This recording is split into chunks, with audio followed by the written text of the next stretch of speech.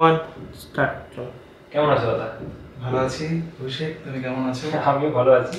তো আজকে আমাদের যে টপিকটা ভূত, আত্মা, প্রেততত্ত্ব, তো এই টপিকটা শুনলে কিন্তু প্রচুর প্রশ্নের আমাদের ভিড় করে আমাদের মনে। একদমই খুবই একটা ইন্টারেস্টিং টপিক আজকে আমাদের। তো ভূত এই শব্দটা নিয়ে না আমাদের মনে অনেক অচেনা প্রশ্নের ভিড় হয়।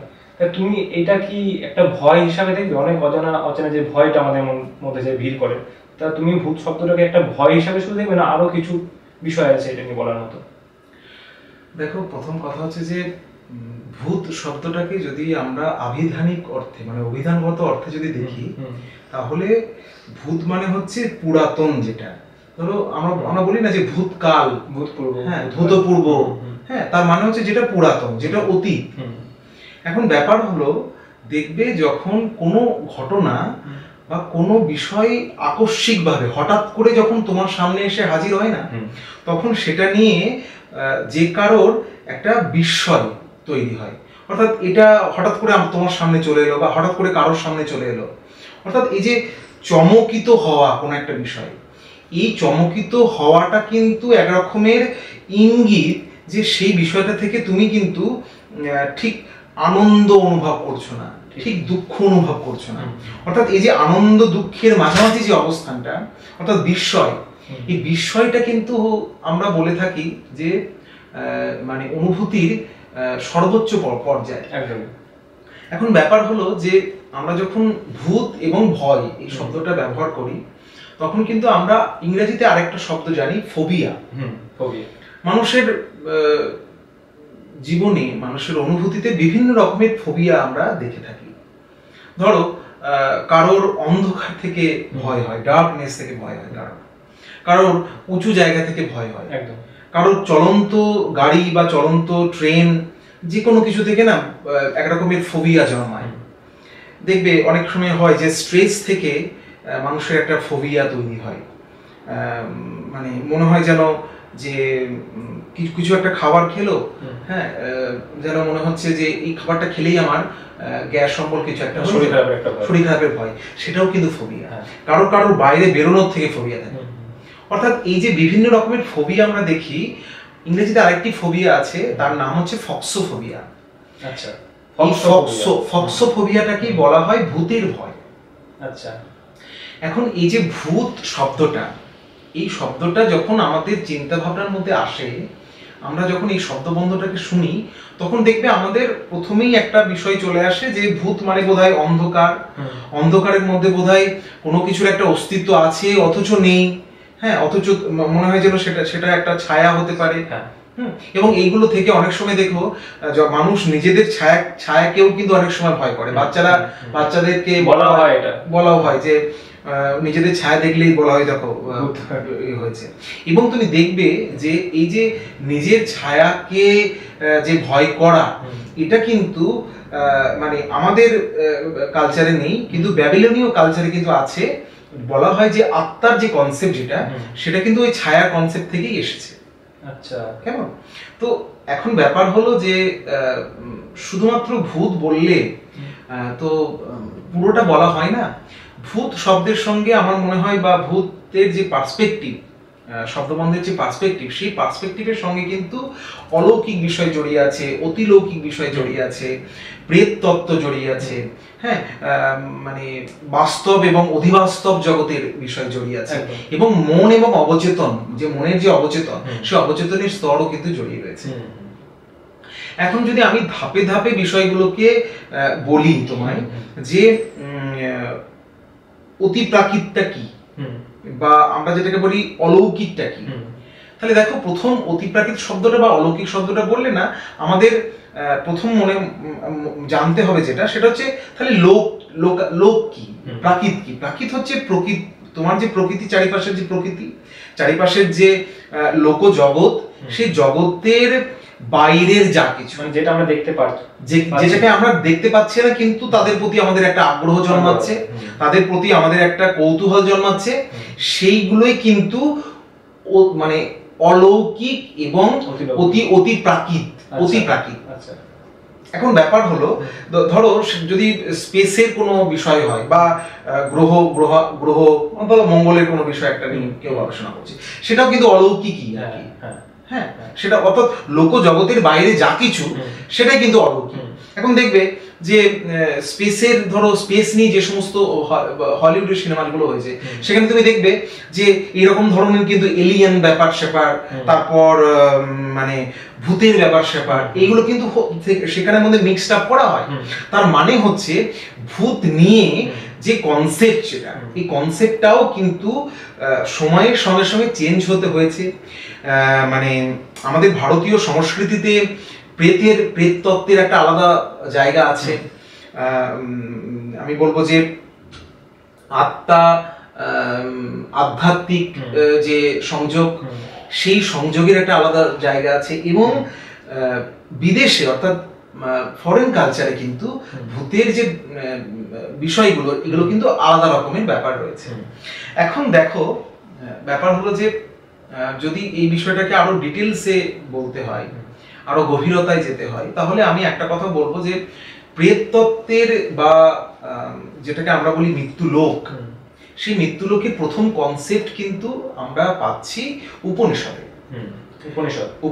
উপনিষদের মধ্যে কঠোপনিষদে প্রথম আমরা নচিকেতা এবং যমরাজের যে কথোপকথন, সেই যমরাজের কথোপকথনের মধ্যে প্রথম মৃত্যু লোকের প্রসঙ্গ পাচ্ছি, যে মৃত্যু লোকটা আসলে কি। এবং সেই মৃত্যু লোকের কনসেপ্টের মধ্যে আমাদের যে হিন্দু মাইথোলজি, তার যে কনসেপ্টগুলো সেগুলো একে একে আসছে। এবং প্রেততত্ত্বের আগ্রহ, প্রেততত্ত্বের সূচনা কিন্তু ঠিক ওই জায়গা থেকে, ওই উপনিষদের অংশ থেকে কিন্তু শুরু হচ্ছে। এবং প্রেততত্ত্ব নিয়ে ধরো বিদেশের আলাদা থিওরি আছে। আমি প্রথমে মৃত্যু লোকের যে নচিকেতা এবং যমরাজের যে কথোপকথন, সেই কথোপকথনের কাহিনীটা বলছি। আমার মনে হয় যে কাহিনীটা বললে পাঠক বুঝতে সুবিধা হবে। সেটা হলো যে নচিকেতা একজন ব্রাহ্মণ সন্তান ছিল। এবং নচিকেতা তার বাবাকে দেখতো যে তার বাবা বিভিন্ন সময় গরিবদের অর্থ দান করত, বস্ত্র দান করত, গো দান করত। তো এবং সেখানে দেখতো যে একদিন ও লক্ষ্য করছে যে ওর বাবা বেশ কিছু পুরনো কাপড় বা যে সমস্ত গরুগুলো হয়তো মানে তুলনায় একটু দুর্বল, সেইগুলো গরিবকে দিচ্ছে। তো ওর মনের মধ্যে একটা ব্যাপার তখন আসে যে তাহলে কি বাবার মধ্যে ভেদভাব কিছু আছে, বা বাবা কি দান করতে সংকোচ বোধ করছে, এইটা না তখন নচিকেতার নিজের মনের মধ্যেই প্রশ্ন উঠছে। তো নচিকেতা ওর বাবার কাছে বলছে, বাবা তুমি কি চাও, আমাকে তুমি কি দান করবে? তো তখন ওর বাবা ওকে বলে যে আমি চাই যে তুমি মৃত্যুর পর স্বর্গে যাও। আচ্ছা, ঠিক আছে। তো এই যে ব্যাপারটা শুনে না নচিকেতার মনের মধ্যে তখন প্রশ্ন হয়, এবং হ্যাঁ স্বর্গ জিনিসটা কি, মৃত্যুর জিনিসটা কি, এই প্রশ্নটা ওর মনের মধ্যে আসতে থাকে। এবং তখন ও ভাবতে ভাবতে ভাবতে ভাবতে ও হঠাৎ করে মানে তোমার মৃত্যুর মুখোমুখি হয়। প্রথম কি করে মৃত্যুর মুখোমুখি হচ্ছে, কি করে সেই কাহিনীটা মানে উপনিষদে বলা নেই, কিন্তু মৃত্যুর কাছে পৌঁছাচ্ছে। অর্থাৎ ওর যে ইচ্ছাই হচ্ছে যে আমি মৃত্যুলোকে যাব এবং যমরাজের কাছে প্রশ্নগুলো করব। তো ও যমরাজের কাছে যাচ্ছে, এবং যমরাজে যখন মানে মৃত্যুলোকে ও পৌঁছচ্ছে, তখন দেখা যাচ্ছে যে মৃত্যুলোকে যে সমস্ত দেবতারা আছে তারা তখন কোনো কাজে বাইরে আছে। তো বাইরে আছে বলে 3 দিন 3 রাত্রি উপনিষদে কঠোপনিষদে বর্ণিত আছে যে 3 দিন 3 রাত্রি কিন্তু ও কোনো খাবার খায়নি। তো তখন যখন খাবার খায়নি, তখন ও 3 দিন 3 রাত্রির পর যমরাজ এসেছে। যমরাজ এসে ওকে জিজ্ঞেস করছে যে আপনি তো ব্রাহ্মণ, আপনাকে কোনো খাবার আমি খাওয়াতে পারিনি, তো আপনি যদি কিছু আহার গ্রহণ করেন তারপরে বিষয়গুলো। তখন বলে না আমি খাবো না, আমার কিছু প্রশ্ন আমার কাছে আছে। তো তখনও যমরাজ অনেকক্ষণ কথাবার্তার পরে ওকে বললো যে ঠিক আছে, আমি আপনাকে 3টি বর দেবো। আচ্ছা, হ্যাঁ 3টি বর দেবো, 3টি বর আপনি আমার কাছে চাইতে পারেন। তো তার মধ্যে 3টি বরের মধ্যে প্রথম যে বর নচিকেতা চেয়েছিল যে আমার বাবা যেন খুবই সুখ শান্তি এবং মানে তৃপ্তি মানে পায়, এবং সে মৃত্যুর পর যেন স্বর্গ লাভ করে। তখন তার পিতা বেঁচে ছিল, তখন তার পিতা বেঁচে ছিল। তো এটা ছিল তার প্রথম বর। দ্বিতীয় বরের ওর প্রার্থনা ছিল যে মৃত্যুর যে পরে যে সমস্ত ক্রিয়াকর্মগুলো আছে সেই ক্রিয়াকর্মগুলো যেন ও জানতে পারে, এবং ও জানে যে হিন্দু ধর্মে মৃত্যুর পর অগ্নিতে তাকে অর্পণ করা হয়, এবং তারপর দেহে মানে অগ্নির মাধ্যমে সেটা মুক্তি পায়, এবং পঞ্চভূতে তাদের যে ভাব যেগুলো আর কি শরীরের ভাব সেগুলো বিলীন হয়ে যায়। তো তখন সে কথা শুনে নচিকেতাকে তোমার যমদূত কিন্তু যমরাজ ওকে কিন্তু নচিকেতাগ্নি নামে ভূষিত করে, এবং ওকে সেই অগ্নির যে শিক্ষা সেই শিক্ষাটাও দেয়, যে অগ্নির শিক্ষাটা আসলে কি। তারপর যমরাজ ওকে বলে যে তোমার তৃতীয় বর কি বলো। তৃতীয় বর প্রার্থনা করে যে আমাকে মৃত্যু লোক সম্পর্কে আপনি জ্ঞান দেবেন, মৃত্যু লোক আসলে কি। তো যমরাজ তো কিছুতেই সে বিষয়ে রাজি হবে না, কারণ যমরাজ ভাবছে যে আমি নিজের যে জ্ঞান সহজে তো সেটা মানে কাউকে দেওয়া যায় না, এবং এটা এই যে ডিটেলিং মৃত্যু লোক আসলে কি, মৃত্যু লোকের ভাবগুলো কি, মৃত্যু লোকে কি কি হয়, তার যে ধাপগুলো কি কি, এবং মৃত্যু লোকে আসার পরে কে কি রকম ট্রিটমেন্ট পায়, সেই সমস্ত প্রক্রিয়াকরণগুলো কিন্তু কঠোপন্যাসের পর বর্ণিত রয়েছে। তো এখন অনেক সাধনার পরে নচিকেতাকে যমরাজ রাজি হয় যে মৃত্যু লোক আসলে কি সেটা বর্ণনা করা। তো আমরা কঠোপনিষদে কিন্তু প্রথম এই মৃত্যু লোক নিয়ে আমরা কনসেপ্টটা পাচ্ছি। তো সেখান থেকে কি মানে এখন যে সমস্ত কনসেপ্ট আমাদের মধ্যে আছে, মানে কেউ দোষ পেলো বা কিছু হলো, মানে এখান থেকে কি এসেছে? হ্যাঁ, মানে আমাদের যে যাবতীয় যা আর কি ধারণা মৃত্যুর পরে কে পাপ কাজ করলে কি রকম শাস্তি হবে, একদম তার সমস্ত ধারণাই কিন্তু কঠোপনিষদ থেকে আমরা ধীরে ধীরে পেয়েছি, উপনিষদ থেকে পেয়েছি। এবং পরবর্তীকালে যেটা হয় সেটা হচ্ছে যে পুরাণ যখন লেখা হচ্ছে তখন পুরাণের ভিতরে কিছু লৌকিক প্রসঙ্গ উপনিষদের সঙ্গে সংযুক্ত হচ্ছে, কিছু লৌকিক আচার আচরণ উপনিষদের সঙ্গে মানে উপনিষদের যে কনসেপ্ট তার সঙ্গে মিশে যাচ্ছে। ফলে ওই যে বললাম না যে আমরা সবসময় না, যত বেশি যুগ সময় এগিয়েছে তত আমরা মিক্সড কালচারের দিকে গেছি। কালচারগুলো সময়ের সঙ্গে সঙ্গে না সামান্য হলেও কিন্তু পরিবর্তন হয়েছে। ধরো আমরা তো প্ল্যানচেটের কনসেপ্ট আমাদের মধ্যে ছিল না। আমাদের যেটা ছিল সেটা যে যোগ তন্ত্রে এবং যোগে একটা বিষয় ছিল যে আগেকার দিনের যারা যোগী যারা সাধক ছিল তারা কিন্তু দেহ থেকে আত্মাকে বিযুক্ত করতে পারত। দেহ থেকে আত্মাকে বিযুক্ত করতে পারতো। এই পন্থাটা কিন্তু আমাদেরই তৈরি করা। এবং এরকম আছে যে ধরো কাশিতে কোন এক গুরু বসে আছে, তার শিষ্য জার্মানিতে আছে বা বিদেশের অন্য কোনো জায়গায় আছে, সে কিন্তু সরাসরি মানে মাধ্যম মানে দেহ ধারণ করে, মানে দেহের রূপটাকে ধারণ করে, ওর দেহ অবয়ব হয়তো কাশিতে আছে বা ভারতের অন্য কোনো জায়গায় আছে, সে কিন্তু সরাসরি ছাত্রের কাছে বা শিষ্যের কাছে পৌঁছে যেতে পারত। এবং এই ব্যাপারটা আমি বহু পরে রবীন্দ্রনাথের একটি চিঠিতে পেয়েছিলাম, যে রবীন্দ্রনাথ একটা চিঠিতে লিখছেন যে ওনার স্ত্রীকে লিখছেন যে আমি তো বিদেশে আছি, রবীন্দ্রনাথ তখন বিদেশে ছিলেন, রবীন্দ্রনাথ চিঠিতে লিখছেন গত রাত্রে আমি না মানে তোমার কাছে চলে গেছিলাম এবং দেখলাম তুমি মানে ছোট ছেলেকে নিয়ে বা মেয়েকে নিয়ে শুয়ে আছো, আমার একদম মনে পড়ছে না, মেয়েকে নিয়ে শুয়ে আছো। তো আমি বলছিলাম এই যে দেহ বিযুক্তি যেটা, এই যে মানে দেহ এবং আত্মাকে আলাদা করে দেওয়া, আমার দেহ থেকে আমি আরেকটা সত্তাকে বের করে নিয়ে আমি সেটাকে ভ্রমণ করলাম, এই ব্যাপারটা কিন্তু আছে। তখন আলাদা জায়গায় বিদেশে আছে, তখন কিন্তু বিদেশে আছে। ফলে এই পন্থাটা কিন্তু আমাদের প্রাচীন ঐতিহ্যে ছিল। ঠিক আছে, বিদেশে যেটা পরে চলে এলো সেটা হচ্ছে মাধ্যম, মিডিয়াম। তখন কি হলো যে না কোনো এক বাইরের আত্মা, সেই বাইরের আত্মা কোনো এক মিডিয়াম, কোনো এক থার্ড পারসন তার মাধ্যমে তার কাছে প্রবেশ করবে। আবার আমি অন্য জায়গায় দেখেছি যে ধরো স্বামী অভেদানন্দ বেশ কিছু গবেষণা করেছেন, আমি একটা শুনেছিলাম স্বামীজি একটা সার্জারি বা কিছু হচ্ছিল তার, তখন হয়তো ডাক্তারকে, তার খুব লাগছিল, ব্যথা পাচ্ছিল সে, এবং সার্জারির সময় ডাক্তারকে বলে যে সার্জারি করার আমাকে কিছুক্ষণ আগে ডেকে দিও। তো তখন অবেশ স্যাভিঞ্জিকে ডাক্তার রীতিমতো ডেকে দেয়। তো কিছু কিন্তু ব্যথা, মানে ডাক্তার অবাক হয়ে যায়, পরে জিজ্ঞেস করে যখন জ্ঞান ফিরে আসে অবেশ স্বামীজি, যে এত বড় একটা অপারেশন হলো, আপনার একটু কিছু মানে একটু বোঝাই গেল না? বলছে না, আমি ওই জন্যই তোমাকে বলেছিলাম আমাকে একটু আগে ডেকে দিও, বলে দিও যে আমার অপারেশনটা শুরু হবে। তো ডাক্তার তো অবাক হয়ে যায় যে একটু ব্যথা পাইনি, মানে কি করে। তো আবার ডাক্তারকে বললো যে তুমি যখন সেলাই বা কিছু এরকম মানে ছোট্ট একটা ব্যথা যখন পাওয়ার আরেকটা যখন মুহূর্ত আসে, যে তুমি আমাকে আরেকবার নক করে দেবে। তখন ডাক্তার নক করতে ভুলে গেছিল। তখন ডাক্তার বলছে আপনি এইটুকু ব্যথা পেয়ে মানে এত বলছেন, কিন্তু এর আগে যে ব্যথাটা পেয়েছিলেন এত তো আমরা লাগেনি, আমি কিছু বলেনি। হ্যাঁ, আসলে এটাও না অদ্ভুত, জানো তো, অদ্ভুত এই কারণের জন্য আমি আরেকটা উদাহরণ দেবো, রবীন্দ্রনাথ থেকে একটা উদাহরণ দেবো। সেটা হচ্ছে যে মানুষ কিন্তু শুধুমাত্র তার দেহ থেকে আত্মাকে সাময়িক সময়ের জন্য বিযুক্ত করতে পারে না তা নয়। যদি তার সঠিক যোগের অভ্যাস থাকে, যোগের অভ্যাস থাকে, তাহলে প্রতিটি অঙ্গ প্রত্যঙ্গের ক্রিয়াকেও কিন্তু সাময়িক সময়ের জন্য সে বন্ধ করতে পারে।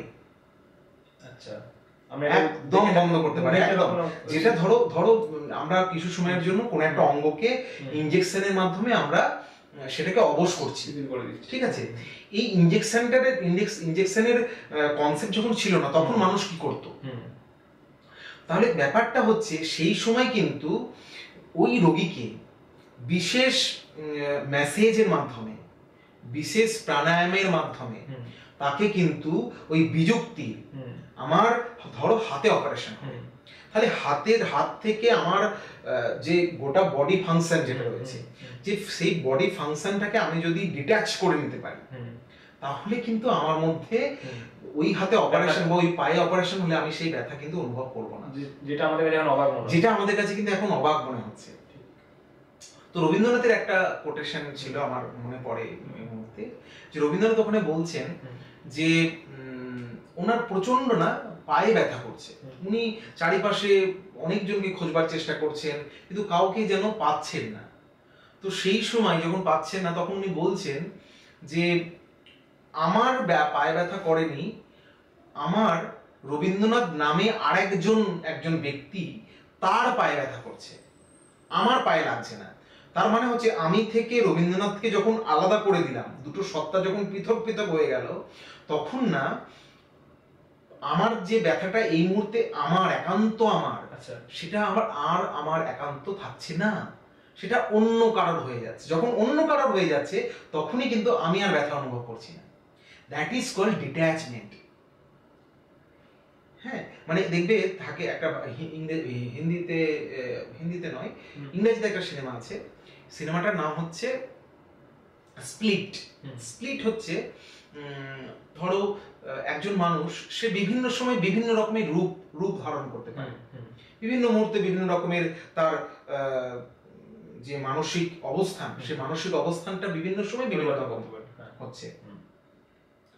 এইটা হওয়ার জন্য সে কি করছে না, কোনো সময় সে একজন ছেলে কোনো সময় সে মেয়ের মতো আচরণ করছে, মেয়ের মতো পোশাক পরছে, কোনো সময় সে জন্তু হয়ে যাচ্ছে, কোনো সময় সে পাগল হয়ে যাচ্ছে, কোনো সময় সে ডাক্তার হয়ে যাচ্ছে। হ্যাঁ, স্প্লিট পার্সোনালিটি। অর্থাৎ ওই যে স্প্লিট পার্সোনালিটিটা কিন্তু অসুস্থ ওই মানুষরা যেহেতু আনকনসিয়াসলি এটা বিলিভ করে নিয়েছে যে আমি বিভিন্ন সময় বিভিন্ন অবস্থানে থাকবো, ফলে সে কিন্তু বিভিন্ন সময় তার যে আত্মিক গড়ন, মানে তার যে আত্মার বিহেভিয়ার, তার শরীর একই আছে কিন্তু আত্মাটা বিভিন্ন সময় বিভিন্ন রকম ভাবে বিহেভ করছে। সেই জন্য ও বিভিন্ন সময় বিভিন্ন রকম করে ওই এক্সপ্লিটিভস, মানে আমি বলছি যে সে বিভিন্ন সময় নিজেকে এক্সপেল করছে, নিজের অবস্থানটাকে বারবার কিন্তু বর্জন করছে এবং নতুন একটা রূপ ধারণ করছে। তো এইটা কিন্তু আত্মা হয়, আত্মার কনসেপ্ট আসলে কিন্তু তাই, মানে এগুলো আগে আমাদের ছিল আর সেটা একদমই তাই হচ্ছে, আর এটা এখন ভাবছি, আমরা এখন সেটাকে ভাবছি যে চমৎকার। ধরো আত্মার কনসেপ্টে যেটা বারবার বলা হতো যে আত্মা হচ্ছে অবিনশ্বর, বাসাংসি জীর্ণানি যে শ্লোক, হ্যাঁ, এবং এই এই এই শ্লোকে তো বলা হয়েছে যে আমাদের যে দেহ, সেই দেহটা তো নিমিত্ত মাত্র, একটা খোলস মাত্র, এবং আত্মা তো বারবার বারবার দেহের বিভিন্ন জন্মের ভেতর দিয়ে, বিভিন্ন শরীরের ভেতর দিয়ে কিন্তু সে ওই আত্মার যে পরিশুদ্ধিটা লাভ করছে। মানে আত্মার কখনো শেষ নেই, দেহটা পরিবর্তন করছে এবং আত্মা কিন্তু অবিনশ্বর। এবং দেখো যে আমাদের উপনিষদেই কিন্তু রয়েছে পূর্ণাত্মার কনসেপ্ট। ধরো স্বামীজি এটা কি করে বলতে পারেন যে আমি এই দিনে, এই সময়, এই মুহূর্তে আমি মারা যাব? এটা তো স্বামীজির পক্ষে বলা সম্ভব, এটা তো অন্য কারোর পক্ষে। ধরো রামকৃষ্ণদেব ইভেন বলেছিলেন যে আমি কোন দিন কোন সময় দেহ রাখবেন। এখন ব্যাপার হচ্ছে যে এই সমস্ত যারা ব্যক্তিত্ব, তারা কিন্তু এটা বুঝতে পারেন যে মানে তারা যেহেতু পূর্ণাত্মা, তাদের আর কিন্তু নতুন জন্মের নতুন দেহ ধারণের প্রয়োজন হয় না। তো আত্মার যে সার্কেল আমরা বলি, দেহ এবং আত্মা, সেটা তো ওই পূর্ণাত্মার কনসেপ্টের মধ্যে রয়েছে।